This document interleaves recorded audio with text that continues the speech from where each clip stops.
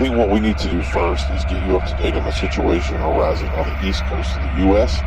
A few months ago, what started as random attacks on the eastern seaboard in mostly Florida and Georgia has escalated into something significantly more serious. We began to receive reports in Pennsylvania and a few other northern states as well, although much of the information could have been confused with other events. We'll sort through this information as we receive it and then distribute it once we've confirmed its authenticity. Until then, it's important we relay exactly what we know. What was first reported as single, individual, homeless, or potentially drug-affected individuals attacking others.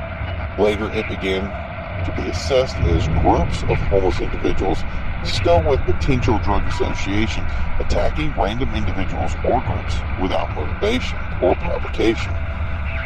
So completely random attacks.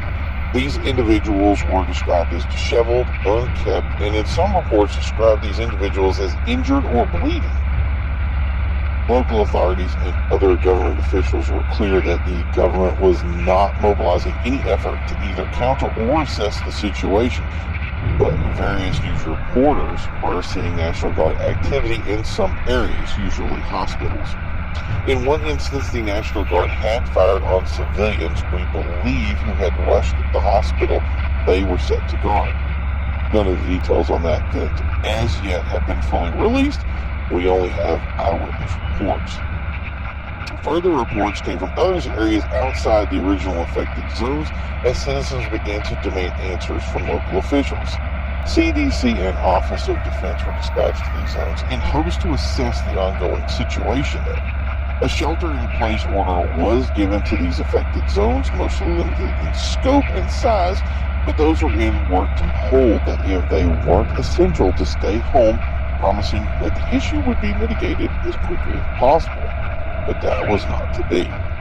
Instead, a false report was given that people in the area affected were to report to shelters.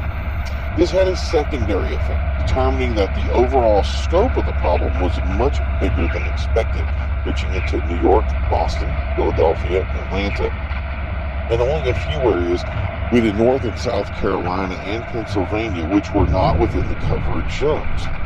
Meaning a vaster swath of the eastern seaboard had fallen victim to this illness, and I have to use that term loosely. While there were speculation of a spread towards Middle America, nothing has been confirmed at this time. Neither has any reports ceased. The shelter report was recalled and stated that it was only for those that did not have shelter, quarantined sick, and those unable to shelter in place. The success of these efforts has been questionable, with most shelters actually remaining empty. At this time, it's also difficult to fully explain the affliction, as at first it had been referred to as a drug interaction, then a possible food contamination, and even as a virus or bacteria. What we do know is that the effects are high fever, lethargy, numbness, and finally, quickly onsetting dementia, similar to rabies, at which point the person can become violent and attack those around them, biting and potentially devouring their victims. Once this information was known, officials were quick to outlaw keeping anyone sick inside a home or dwelling. What has been described, and we're simply reporting this because this is how it was reported to us, that those in hospital care would have some sort of cardiac arrest before becoming violent, uncontrollable, attacking anyone within reach. It's unknown how this could affect the brain, but possible blood loss affecting certain reason areas of the brain could become necrotic, or as some have called it, flipping the switch. Some reported that after they became violent, that no heartbeat could be discovered, assuming that these attackers were already deceased. But CDC and military infectious disease divisions from RAID have completely ruled this out as fantasy, simply stating that a circulatory system would be needed for a body to function. What we see now is a full-fledged movement by the National Guard forces working directly with the CDC and RAID to enter areas that have seen the most activity. They have been clear in determining that they plan to quickly get to the bottom of the matter and share the results as soon as they're available. Simply put, they're stepping up the efforts. This was ongoing as the pressure from areas where businesses were no longer functioning and those who were responding to work as essential employees were under immense risk. This has led to locals arming themselves, boarding up houses, and stirred a powder keg of reaction. It is advised that anyone traveling in these zones to enter with increased caution. In areas hit the worst, we are being told the National Guard has set up checkpoints to only allow those in those areas as considered essential to join their efforts.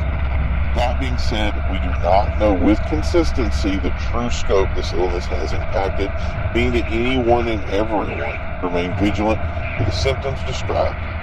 Encounter someone with those symptoms to contact authorities immediately. Do not interact with anyone that is unresponsive for ill reason. China and the Arab nations have conveyed they plan to restrict travel to and from the United States as a whole coming days. And we expect some sort of answer in the next 24 to 48 hours of a full and detailed report. We will keep you updated on the information immediately once it becomes available.